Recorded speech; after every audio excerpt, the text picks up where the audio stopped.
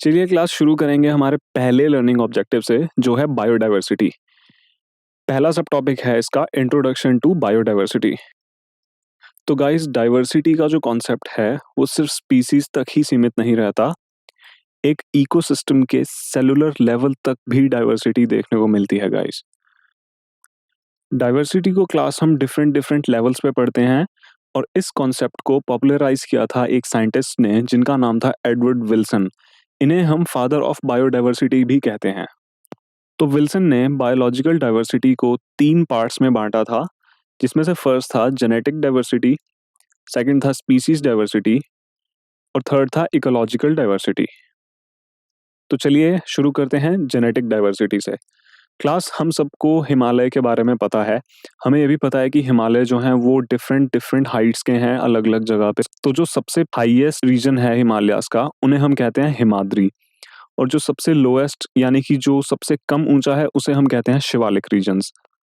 तो गाइज, ये 2 अलग अलग जियोग्राफिकल रीजन्स हैं। इन दोनों ही रीजन्स में एक टाइप का प्लांट ग्रो करता है जिसका नाम है राउवोल्फिया वोमिटोरिया। ये एक ही स्पीसीज है, लेकिन 2 अलग अलग जियोग्राफिकल रीजन्स में उगने की वजह से इसका जेनेटिक मेकअप थोड़ा डिफरेंट है। यानी कि जो R vomitoria plant Himadri regions में ग्रो कर रहा है, उसका जीनोम शिवालिक रीजन्स में उगने वाले प्लांट से थोड़ा सा डिफर करेगा। इसे हम कहते हैं क्लास जेनेटिक डाइवर्सिटी। ऐसे ही हम दूसरे एग्जाम्पल्स को देखते हैं क्लास।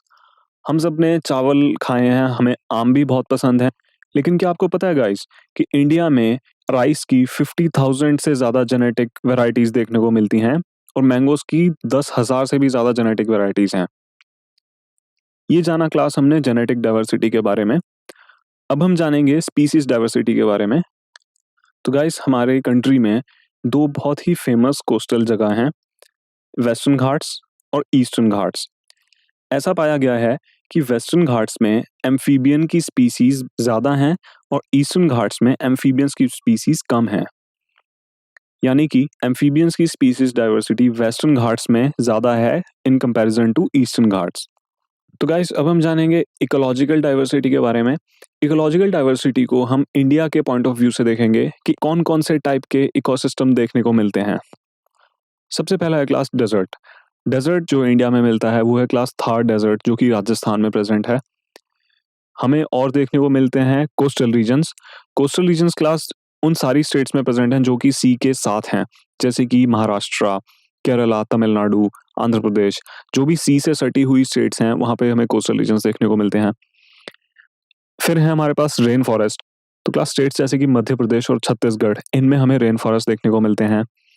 फिर है वेटलैंड्स। वेटलैंड्स भी क्लास हमें उन रीजन्स में मिलते हैं जो कि किसी ना किसी वाटर बॉडी से अटैच रहते हैं। फिर हमारे पास आते हैं कोरल रीफ्स। कोरल रीफ्स हमें क्लास सी साइड रीजन्स में देखने को मिलते हैं। और फिर आते हैं मैनग्रोव्स। मैनग्रोव्स गाइस हमें मिलते हैं वेस्ट बंगाल में।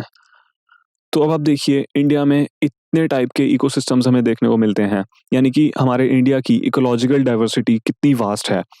अब इसके कंपैरिजन में अगर हम नॉर्वे की इकोलॉजिकल डाइवर्सिटी को देखें, तो वो इंडिया के कंपैरिजन में काफ़ी कम है।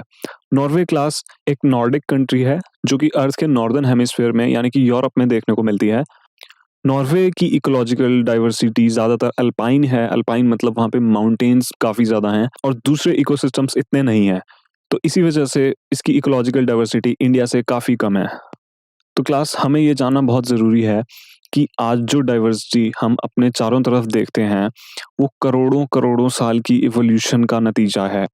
एक कॉमन एंसेस्टर से हज़ारों की तादाद में स्पीसीज जो हैं वो डाइवर्ट हुई, और आज हमें उसी वजह से इतनी डाइवर्सिटी देखने को मिलती है। लेकिन हाल ही में बहुत सारी ऐसी स्पीसीज हैं क्लास जो ख़त्म हुई हैं अलग अलग रीजंस की वजह से, जिसके कारण अर्थ के ऑर्गेनिजम्स में डाइवर्सिटी ख़त्म हो सकती है।